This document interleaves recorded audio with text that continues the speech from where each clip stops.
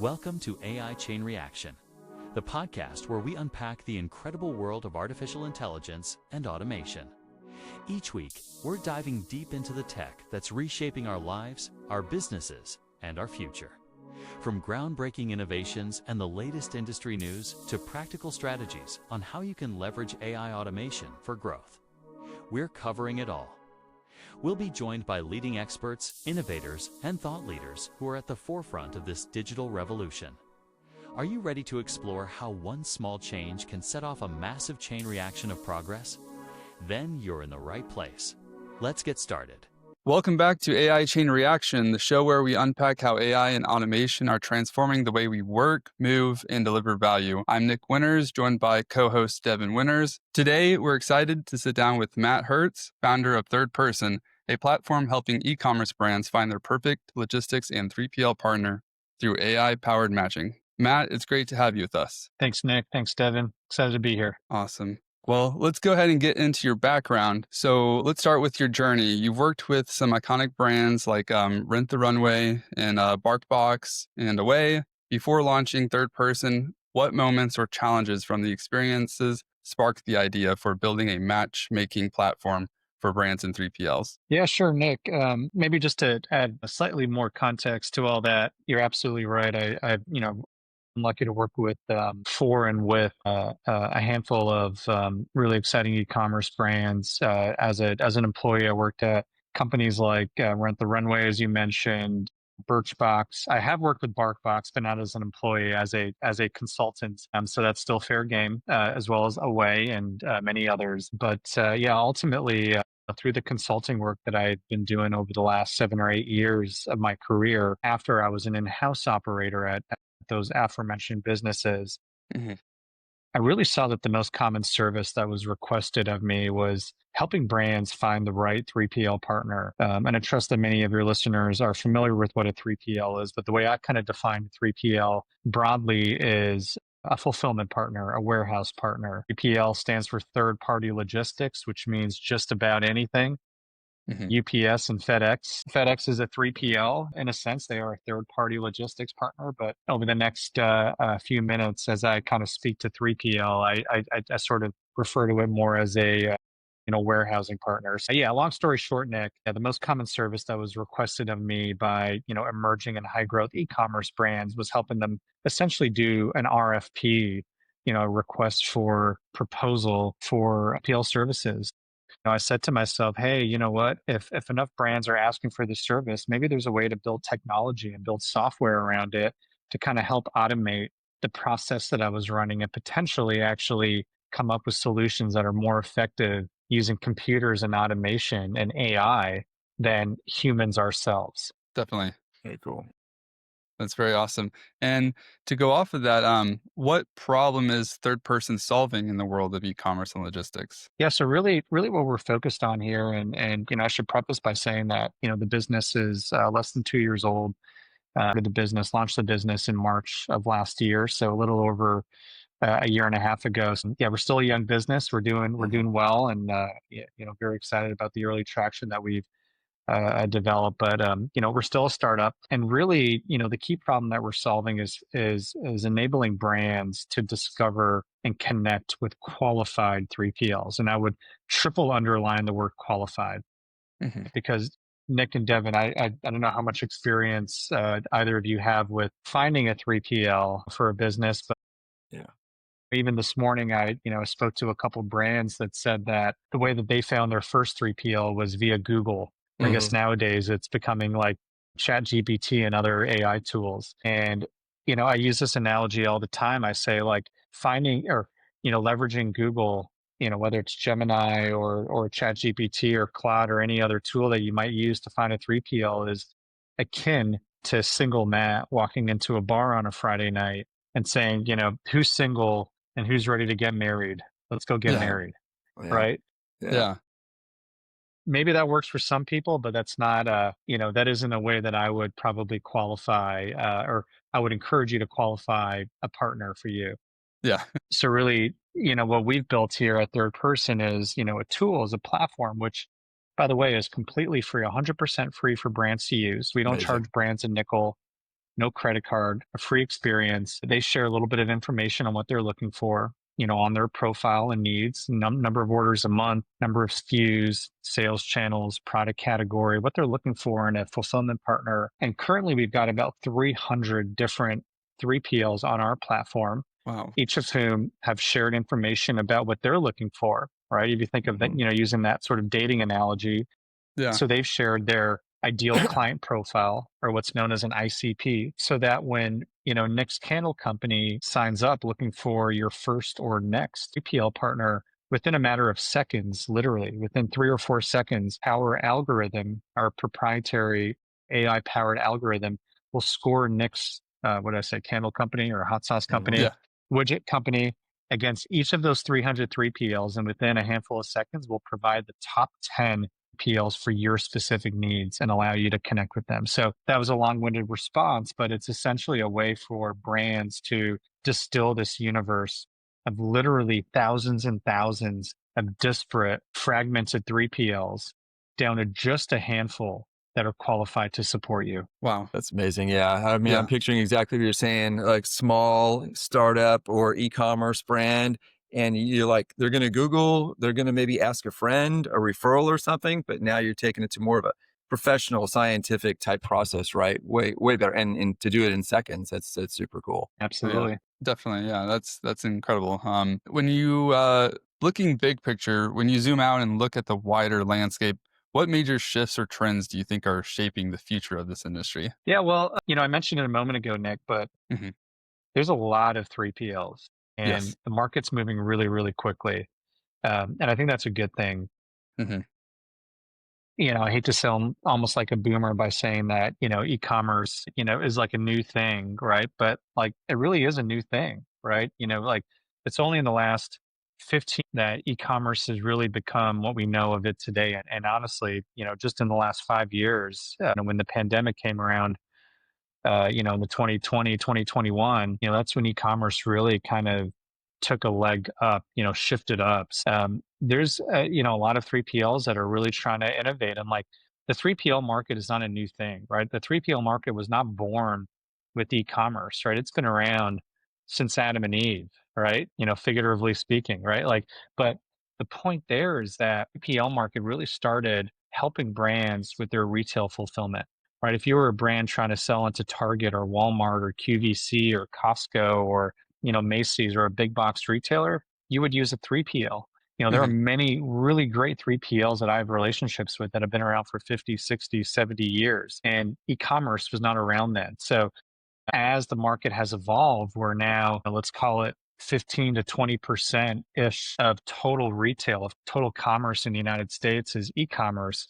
These 3PLs have had to innovate and evolve. There's, a number of 3PLs that have just been born in the last few years that were born on the e-commerce use case. So there's a lot of change happening, and, the old guard, the more traditional 3PLs are trying to innovate and like figure out how they can attract brands that are more digitally native. And the modern 3PLs, the 3PLs that have been born in the last few years that were born sort of Shopify native or Amazon native, are similarly trying to identify how do we support brands that are multi-channel, that need Walmart and Target and some of these retailer B2B use cases as well. Well, that's awesome. And you're in the middle, so you're getting the data on both sides, and I'm expecting, right? And you've got a lot of insights you can provide to all the parties kind of involved in making that connection there. So really cool. Exactly. Yeah, Devin. I mean, a huge part of our, one of the important inputs, for lack of a better word, into our algorithm is this feedback, right? Like I want to hear from brands that are working with different 3PLs. Like, what do you like about them? Where can they improve? Like, I want to hear the good, the bad, and the ugly. And when, Nick's Hot Sauce Company signs up on ThirdPerson and connects with, let's say, 5 different 3PLs, and maybe you sign with one of them, hopefully you sign with one of them, I want to hear how those conversations went with each of them, right? Like, why didn't you sign up with that second 3PL that you connected with? Did they ghost you on your call? Did they say something that rubbed you the wrong way? Did you visit their warehouse and you were like, oh gosh, this is messy, right? This is dirty, or whatever rubbed you the wrong way, right? Because what does not exist in the 3PL market is this like system of reviews, right? If you think about like Expedia or, I don't know, bookings.com or hotels.com or Airbnb, right? Or like most marketplaces, there's this sort of check and balance where there's a system of reviews, right? Yes. Nick, you look like a guy who likes staying in, 5-star hotels, right? I'm sure the first thing you do when you go on Expedia or whatever hotel finder you might use is, you sort of filter, right? This many stars and Oh, these yeah. amenities and so on and so Exactly. forth, right? So it filters out those that don't satisfy you. And in the 3PL market, most 3PLs have a Google page where you can see reviews, but often it's unfortunately, employees who were terminated or didn't get the Yeah. paycheck. The paycheck wasn't accurate, or it's not. I mean, those aren't good things. However, they're Yeah. usually not indicative of like how that 3PL actually services their clients. So there's a lot of opportunity for third person to be sort of that voice of reason and to start collecting this information so that we can say, you know what, Devon's warehouse in Nashville is fantastic. Their customers love them. They're attentive. They communicate well. The price is right. The performance is great, et cetera, et cetera. Yeah. Very. Wow. Yeah, no, that's incredible. That's perfect. Yeah, I mean, I would want exactly that. Where do you see the biggest opportunities for innovation within your industry right now? Oh gosh, a lot of opportunities for innovation. I mean, obviously, robotics and automation is top of mind. I mean, of course, AI as well. I feel like saying AI is kind of like, I mean, I was a little too young to really thoroughly experience the initial dot-com boom of almost 30 years ago. I mean, Mhm. I was in high school, so I wasn't too young, but I was kind of too young. Mhm. But I feel like 25, 30 years ago, it's like saying I have an internet business, right? Or I use the internet, right? Like, of course you do, right? And nowadays, if you said you use the internet, you'd be like, well, I mean, how can you run a business without being on the internet, right? Like my Yeah. local plumber uses the internet, right? He takes Venmo, right? Mm-hmm. So everything is digitized. And what's happening right now with the AI craze, is for real. Obviously, there's a lot of like sort of faking it till you make it and vaporware and all that, but there's some really fantastic businesses right now, like in supply chain, right, in our industry that are really innovating and creating some interesting solutions. And where I spend at least part of my time is having conversations with the broader ecosystem. Despite me being mostly focused on the 3PL landscape, of course, I continue to be immersed with like the broader logistics e-commerce ecosystem. So whether it's companies that are working on different ERPs or EDI technology or shipping carriers or returns management partners, the whole ecosystem, it's so important to understand like who's truly creating value for the brands that I'm immersed with and the 3PLs that I partner with. Because the 3PLs that are really staying ahead of the game, the 3PLs that are not just struggling to survive, but are thriving, are those that are really embracing, new technology and innovation and are signaling to their customers that like they get it. They're Mhm. cool, they're ahead of the game, and we're going to help you as partners. And Yes. there's not many of them, but those who are out there are really starting to win a lot of business. Yeah, Totally. agreed. Yeah, really becoming a lot about the tech. And I mean, it has been Mhm. behind, I think, for a while, right? So it's a big Oh, yeah. opportunity right now to really leapfrog and get caught up. So, yeah. Yes, exactly. Well, going off of that, what's been one of your proudest moments so far in terms of impact or outcomes? Yeah, that's appreciate that question. At the end of October, we made the biggest changes or released the biggest product change since we launched the business in March of last year. And, that was announcing additional pricing plans. So to date, we're really from inception until October, uh, we had, there was just one plan for 3PLs and we launched three additional sort of monthly pricing plans and, happy to dig into that a little bit more. But the point in all that is I was starting to run some numbers on the amount of additional or new sales that we had supported 3PL. So in other words, if you tally up all the brands who had signed up on third person since we launched the business and calculated the value of the contracts that they had signed with 3PLs who they discovered through the platform, it totaled about $25 million. Wow. So That's significant, amazing. right? I Oh, mean, I yeah. think that's Yeah. significant, Yeah. right?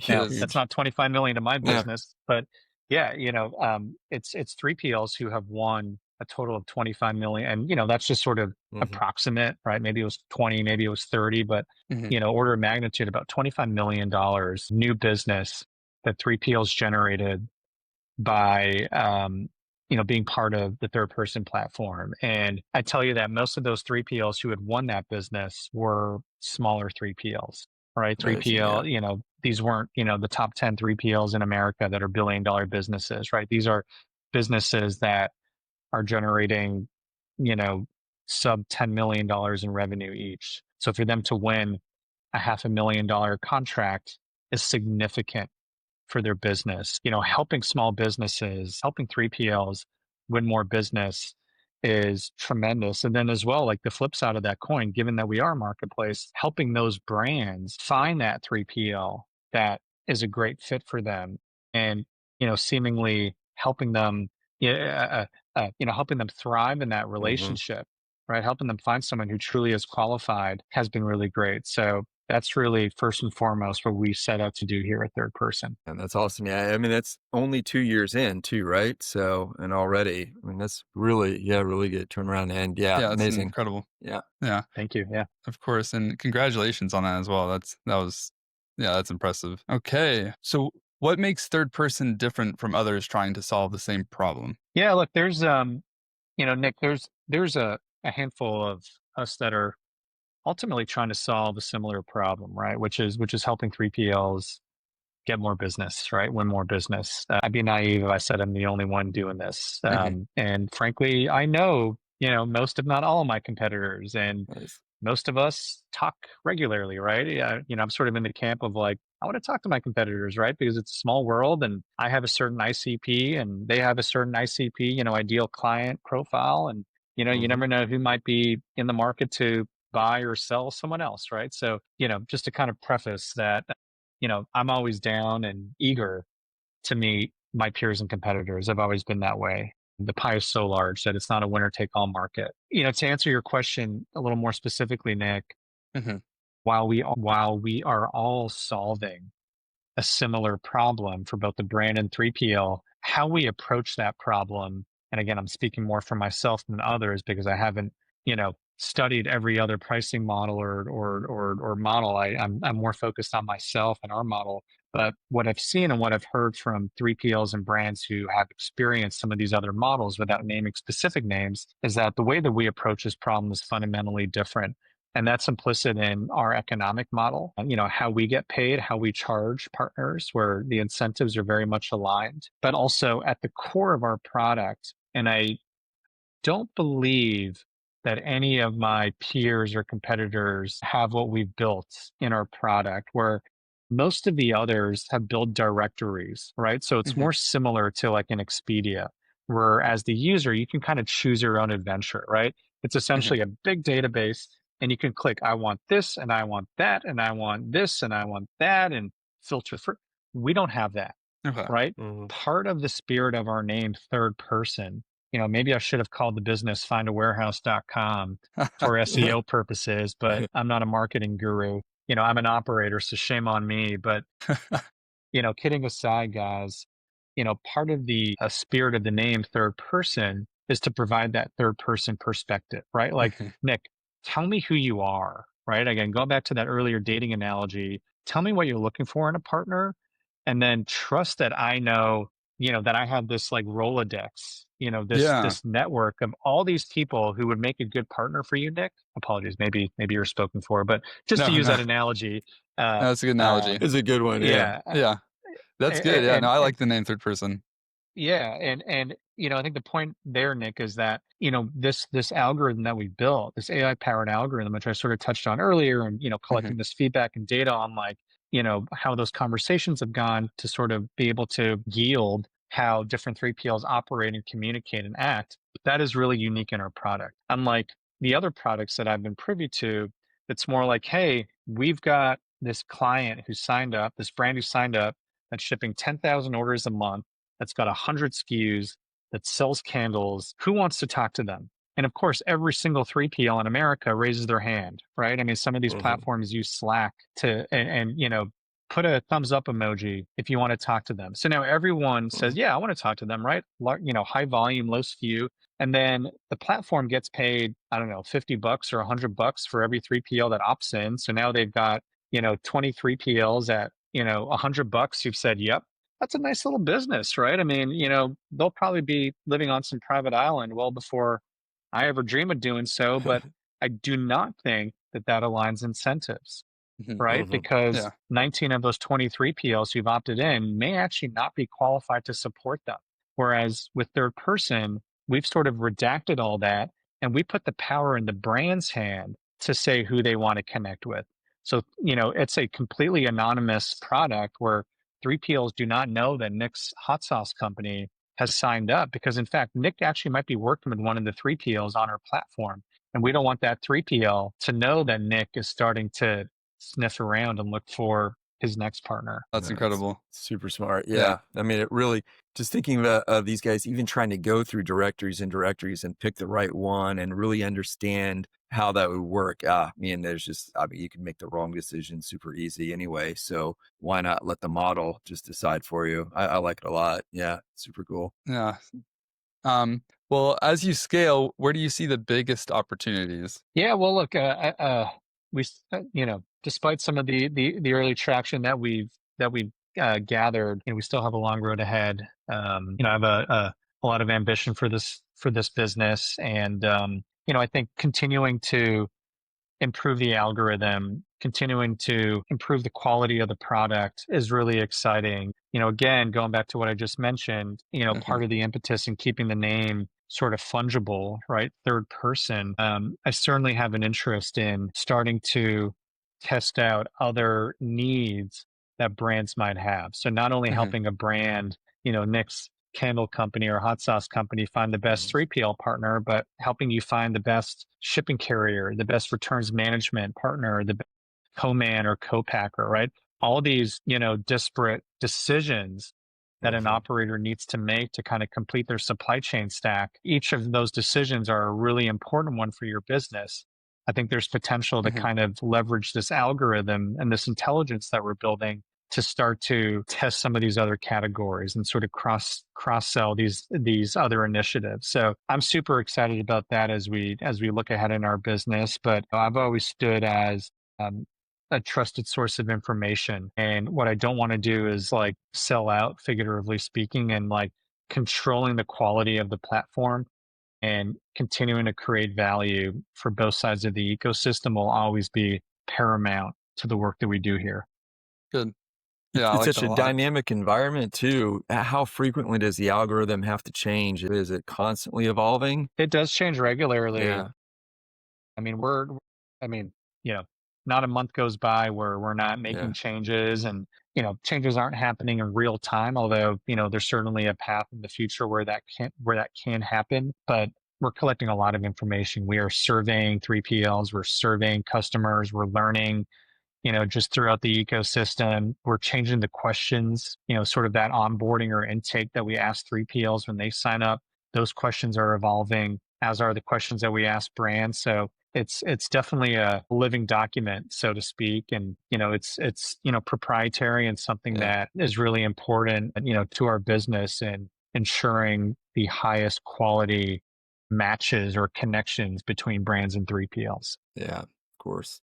Yeah. I had the same thought earlier when you're talking too about co-manufacturers, maybe like vendor management as well too. Seems like you could relate any of these complex decisions where you have limited visibility on what you need to reach out to could be a great fit for these guys. They can focus on their business, on scaling, on growing, maybe sales, but let the experts work on this part. So what's been the toughest part of getting third person into the hands of your ideal customers? Are there any bottlenecks you're experiencing around pipeline, outreach, or lead conversion? Yeah, we're still a lean team. And Devon, I mean, we have not raised millions and millions of dollars. We don't have the coffers to be at every trade show and be first in the results on Google and optimize everything from a marketing perspective. I'm really proud of our 2-person marketing team that we have here, but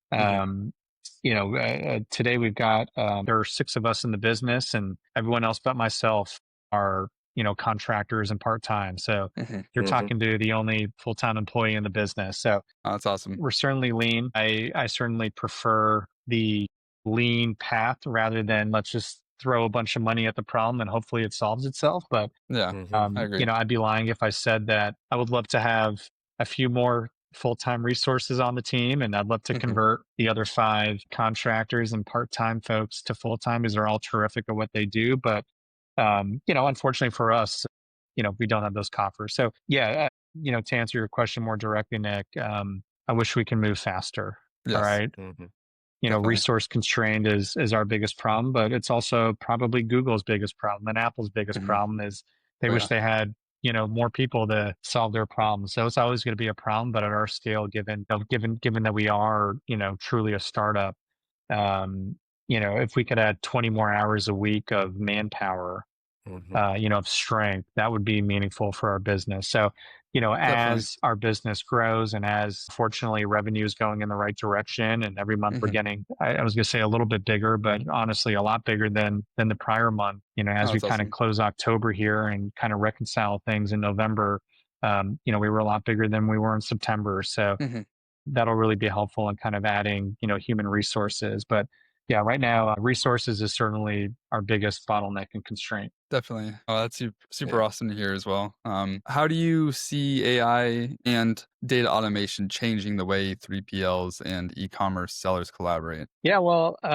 increasingly brands are staying leaner longer. And I think the 10 biggest brands that will be born over the next 5 years that have yet to be born will be born by, influencers and folks who are like really, really lean and discovering their supply chains, their marketing, their digital marketing, all their different facets of their business.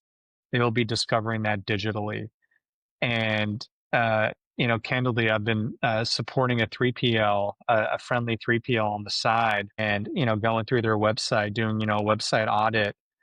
And I'm talking to them. I'm like, guys, like this website does not speak modern, right? Like Yeah. you are one of the best operators in the game. But when I look at your website and, I can't even look at these anymore because as a 39-year-old, I feel like I'm, part of the old guard now. But, when, not to stereotype, but when you have a few Gen Zers going through the website, folks who are in their early 20s and the website just does not speak to them given the language and, the navigation. Like, these are ways that, I mean, just pop that website into an AI tool like ChatGPT and like ask GPT to like, tell me what's wrong with this website, right?